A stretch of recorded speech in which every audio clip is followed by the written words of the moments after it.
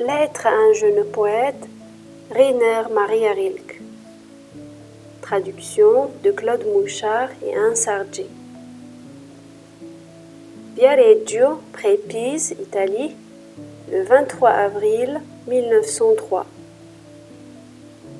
Vous m'avez fait, cher monsieur, une grande joie avec votre lettre de Pâques, car elle disait beaucoup de bonnes choses sur vous, et votre manière de parler du grand et cher art de Jacobsen me montre que je ne me suis pas trompée en guidant votre vie et ses nombreuses questions vers cette plénitude. C'est maintenant Nilin qui va s'ouvrir à vous, livre des splendeurs et des profondeurs. Plus souvent on le lit, tout semble s'y trouver, du plus subtil arôme de la vie jusqu'au goût, plein et grand, de ses fruits les plus lourds. Rien là qui n'ait été compris, saisi, éprouvé, et dans la résonance tremblante du souvenir reconnu. Ce qui a été vécu n'est jamais trop bas, et le moindre événement se déploie comme un destin, et le destin lui-même est comme un merveilleux, un large tissu dont chaque fil, guidé par une main infiniment tendre, a été placé près d'un autre fil et tenu, soutenu par des centaines d'autres. Vous allez connaître le grand bonheur de lire ce livre pour la première fois, et vous allez en traverser les innombrables surprises comme en un rêve nouveau.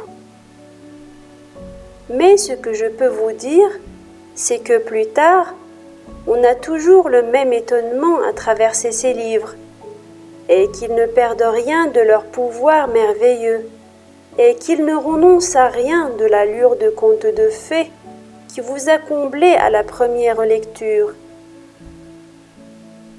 On ne fait qu'en jouir toujours davantage, avec toujours plus de reconnaissance. Il vous vient un regard meilleur en quelque façon, et plus simple, une foi plus profonde dans la vie, une vie où il y a plus de joie et de grandeur.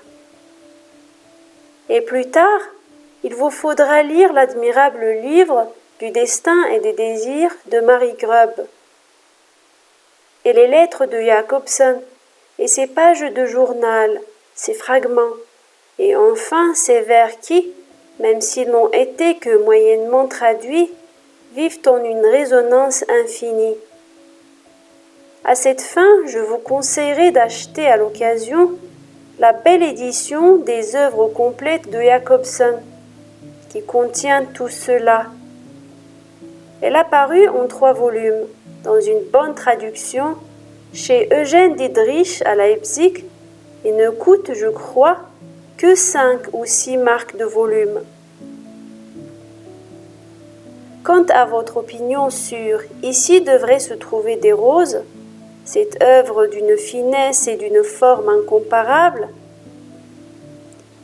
il est évident que vous avez raison, inattaquablement raison, contre celui qui a écrit l'introduction, et qui cite de suite soit formulée cette prière.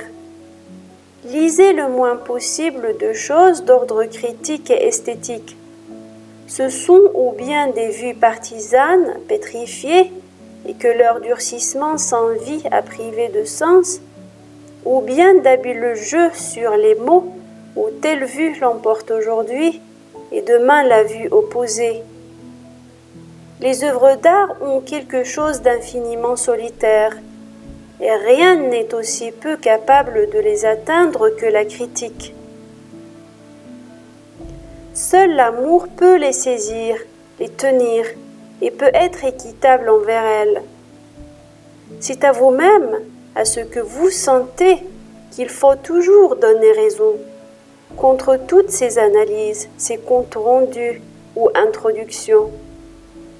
Quand bien même vous auriez tort, c'est la croissance naturelle de votre vie intérieure qui vous amènera lentement, avec le temps, à d'autres conceptions. Laissez vos jugements connaître leur propre développement, calme, non troublé. Comme tout progrès, il doit venir de la profondeur du dedans, et rien ne peut le hâter ni l'accélérer. Tout doit être porté à terme, puis mis au monde. Laissez chaque impression et chaque germe de sensibilité s'accomplir en vous, dans l'obscurité, dans l'indicible, l'inconscient, là où l'intelligence proprement dite n'atteint pas. Et laissez-les attendre, avec une humilité, une patience profonde, l'heure d'accoucher d'une nouvelle clarté. Cela seul s'appelle vivre l'expérience de l'art, qu'il s'agisse de comprendre ou de créer. Là, le temps ne peut servir de mesure, l'année ne compte pas et 10 ans ne sont rien. Être artiste veut dire ne pas calculer ni compter. Mûrir comme l'arbre qui ne hâte pas sa sève et qui, tranquille, se tient dans les tempêtes de printemps sans redouter qu'après elle puisse ne pas venir l'été. Il vient de toute façon, mais il vient seulement chez ceux qui, patients, sont là comme si l'éternité s'étendait devant eux, insoucieusement calme et ouverte. Je l'apprends tous les jours, je l'apprends au prix de douleurs envers lesquelles j'ai de la gratitude. La patience est tout. Richard Demel. Il m'arrive avec ses livres, et soit dit en passant, avec l'homme aussi, que je connais vaguement, ceci que je ne découvre jamais l'une de ces belles pages sans craindre la suivante, qui peut tout détruire à nouveau et retourner ce qui mérite d'être aimé en indignité. Vous l'avez fort bien caractérisé par votre mot. Vivre et écrire en rut. Et de fait, l'expérience vécue de l'art est incroyablement proche de la vie sexuelle, de sa douleur et de sa jouissance, au point que les deux phénomènes ne sont que deux formes différentes d'un seul et même désir, d'une seule et même félicité. Et si, au lieu de rut, il était permis de dire sexe dans le sens grand, large, pur, là où nulle église ne saurait venir égarer ses soupçons, alors son art serait très grand et infiniment important. Sa force poétique est grande, puissante, comme une pulsion originaire. Elle a en elle-même ses rythmes propres, qu'aucun égard ne retient. Et comme d'une montagne, elle fait éruption hors de lui. Mais cette force, semble-t-il, n'est pas toujours tout à fait sincère ni sans pause. C'est là, il est vrai, une des épreuves les plus rudes pour le Créateur. Il doit demeurer toujours celui qui est inconscient, celui qui n'a nul pressentiment de ses meilleures vertus, s'il veut ne pas les priver de leur caractère ingénu, intouché. Et puis, là où cette force, traversant son être d'un bruissement, atteint au sexuel, l'homme qu'elle trouve n'a pas tout à fait la pureté dont elle aurait besoin. Il y a là un monde sexuel pas tout à fait mûr, ni pur.